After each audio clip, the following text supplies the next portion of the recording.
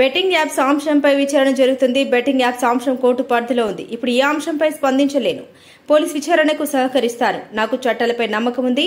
Betting apps promotions తప్పు. నష్టపోయిన వారు ఎవరైనా ఉంటే ఆ లోటు తీర్చలేనిది. ఇకపై బెట్టింగ్ యాప్స్ ప్రమోషన్స్ చేయం. యాంకర్ శ్యామల. అందరికీ నమస్తే. I respect your time. అందరూ చాలాసేపు నుంచి వెయిట్ చేస్తున్నారు.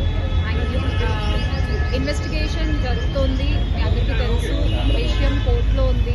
సో దీని గురించి ప్రస్తుతము మాట్లాడడం అన్అఫీషియల్ అవుతుంది. ఆ విషయం నాకంటే బాగా మీకే తెలుసు. సో డెఫినెట్గా మేము ఇన్వెస్టిగేషన్కి కోఆపరేట్ చేస్తున్నాము.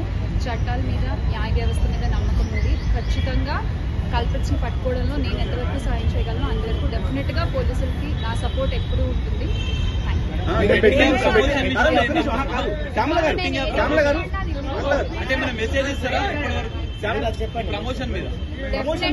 డెఫినెట్ గా ఇది తప్పు. అండ్ ఆ కుటుంబాలకు ఎవరైతే నష్టపోయారో వాళ్ళకు కూడా ఖచ్చితంగా ఆ లోటు ఎవరు తీర్చలేనిది.